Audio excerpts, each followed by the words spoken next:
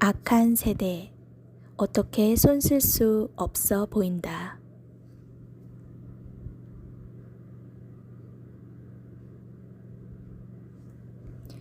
여호와께서 이르시되 너는 예루살렘 성읍 중에 순행하여 그 가운데에서 행하는 모든 가증한 일로 말미암아 탄식하며 우는 자의 이마에 표를 그리라.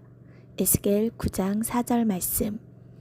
세상에 악이 가득한 모습을 보고 탄식하는 사람도 있는가 하면, 아무 생각 없이 살아가는 사람이 있는가 하면, 악한 세상에 가담하여 살아가는 악한 세대들이 있다. 우리는 무화과나무 최종 세대이자 악한 세대이자 배교 세대에 살고 있다. 에스겔 시대에 가증한 일들로 탄식하는 사람들이 있었다. 여호와께서 모시 옷을 입은 사자에게 명하여 탄식하는 자들의 이마에 표를 그리라 명하셨다. 이 표는 어떤 용도일까? 이 표는 여호와의 소유임을 상징하는 것으로 표를 받는 사람은 죽음을 면한다. 유대인 14만 4천 명도 대표적인 케이스로 환란에서 보호받는다. 짐승의 표를 받든지 어린 양의 표를 받든지 할 것이다. 이마는 가장 쉽게 눈에 띄는 것이다. 어느 종류의 표를 받든지 각 진영에서 착각하지 않도록 가장 잘 보이는 곳에 표시를 하는 것이다. 에스겔 당시 이스라엘의 영적 어두움을 보고 심히 괴로워하는 사람들이 있었다.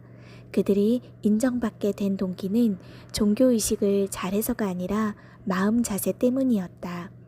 하나님은 어느 세대든지 주님께 신실한 사람들을 보존하신다. 당시 어떤 가증함이 있었을까? 에스겔이 본 가증함은 성전 안에서 일어난 것들이다. 교회 시대에는 신자들의 심령이 성전이다.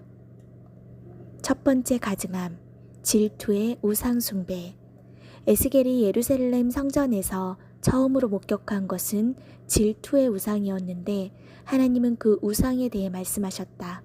선지자가 목격한 질투의 우상은 과연 무엇이었을까? 가나안 사람들이 숭배하던 다산의 여신이자 하늘의 여왕으로 알려진 아세라였을 것으로 추정한다. 그것이 어떤 종류의 우상인지 정확히 알 필요는 없다. 어떤 종류의 우상이든지 그들이 마음으로 영적 간음을 하는 마음 자세가 중요하기 때문이다. 이 경우 하나님께 예배를 드린다고 하지만 실제로는 하나님을 무시하거나 하나님과 상관없는 예배를 드린 행위를 의미한다.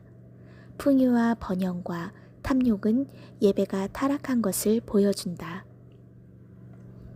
두 번째 가증함, 짐승들과 곤충들 우상. 성전 안쪽으로 담을 얼고 들어가니 문이 있었다. 그 문을 열고 들어가니 거기에 온갖 곤충과 불결한 짐승들과 이스라엘 모든 족속의 우상이 방의 사방벽에 그려져 있었다. 비밀스런 방에 역겨운 그림들을 그려놓은 70명의 장로들이 우상 숭배를 하고 있었다.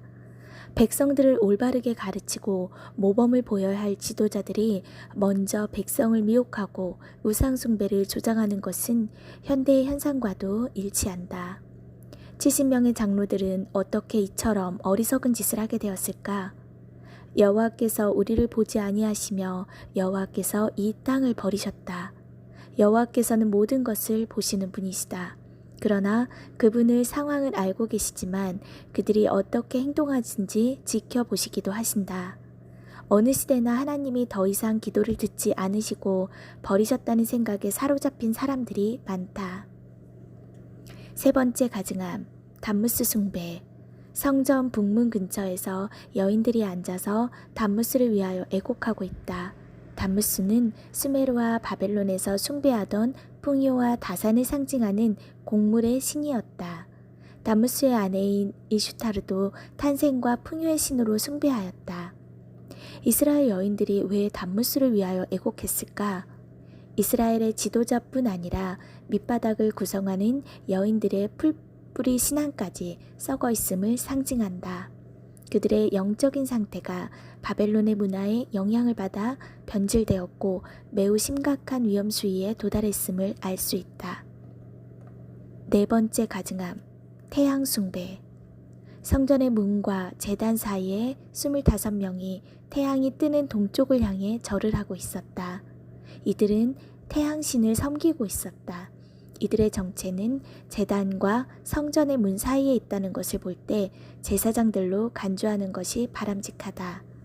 제사장들은 태양신을 향해 절을 하는 과정에서 서쪽에 위치한 성소에 등을 돌리고 있다. 하나님께 등을 돌리고 있다는 상징적 행동이다. 우상 숭배를 하기 위해서는 필연적으로 하나님께 등을 돌려야 한다. 에스겔조차 평생 의인으로 살아왔다 할지라도 죄를 지으면 죽을 것이라고 경고를 받았다. 4가지 가증함은 이스라엘이 영적 타락과 부패가 얼마나 심각했는가를 보여준다. 제사장이나 장로들이나 여인들이나 모든 계층에서 총체적으로 타락이 일반화되었다. 이런 가증함이 만연한 시대에 이 상황을 보고 탄식하는 자들이 있었다. 이제 우리 세대를 대비하여 본다. 미국이나 한국이나 주요 언론의 90%가 네오마르크스주의에 넘어가 있다. 어떻게 이렇게 빠르게 장악했는지 놀라울 따름이다. 선이 악으로 지탄받고 배후에서 악을 꾸미며 악에 침묵하고 선으로 옹호받는다. 이제 그 무엇으로도 저들을 제어하지 못하는 상황이고 하나님마저 대수롭지 않게 여긴다. 세상은 무법자들과 행악자들에게 점령당했고 신성모독과 불공정한 재판이 일상화되었다. 우리 시대처럼 선과 악이 모호한 적이 있었습니까? 사방에서 비열한 자들이 활보하고 사악한 범죄에 눈 감으며 악취가 가득한 도시에서 탄식한다. 다음 세대는 믿음이 없고 잠자는 교회는 간절함이 없다. 이제 출구가 필요하다. 어떤 정치나 탁월한 리더십으로도 정상화시킬 수 없는 지경에 도달했다. 더 이상 어떻게 손 쓸 수 없는 상황처럼 보인다. 지금처럼 악이 번성한 세대가 있거나 악을 방관하거나 왜곡된 시대가 있었습니까? 이제 주님이 오셔서 이 상황을 바로 잡아 주셔야 합니다. 그것만이 마지막 남은 유일한 해결책입니다. 더 이상 그들의 악행을 눈감아 주지 마십시오. 주님, 속히 오셔야 합니다. 하늘 높이 날아오르소서.